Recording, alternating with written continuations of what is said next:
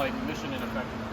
Yeah, Garrett says the tanks, the newer ones, are a little bit heavier than the tank hauler. So if a tank breaks down, it has to be towed, and the tanks now weigh too much for the load capacity for the tank towers. So you either have to use 2 tank towers or 2 tanks to pull 1 tank, and now mission efficiency goes down the drain. But now we're over here into the U.S., and some of those American picker people that watch the old American pickers will know what these are, man. These are the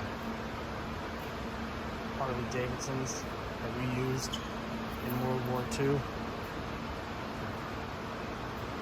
Oh man, that's a British.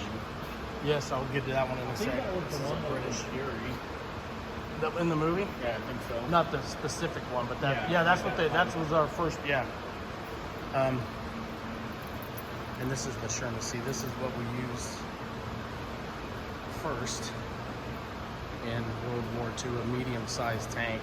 This is the tank that's in Fury. You can see the guns compared to what I showed you earlier on the Nazis.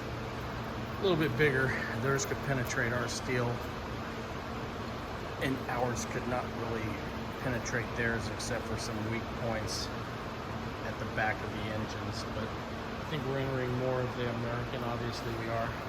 Tanks that have over the years stuff. And British, these are Brits. Sherman, see how they start getting bigger once you get from the first class, second class. These are British. See, look at this. You got this big honking machine and that little gun. You know, it's like, bang, gun. But all for different purposes. That's an amphibious tank, obviously. That's why it has that pitch on the front, so we can. This is Japanese. Oh, and then we have a Japanese experimental recoilless rifle.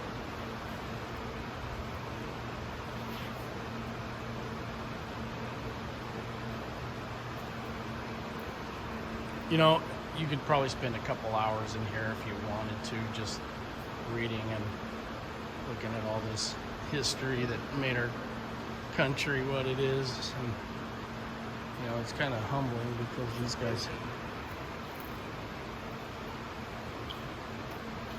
M26 Pershing. Soviet tank, right next to a Soviet tank. Now, you can tell differences and stuff, and I'm not sure if it's quality or what, which it is, compared to a US to a Soviet one at the time. You know, but them Soviets fought hard with what they had, like everybody else at the time against the Nazis.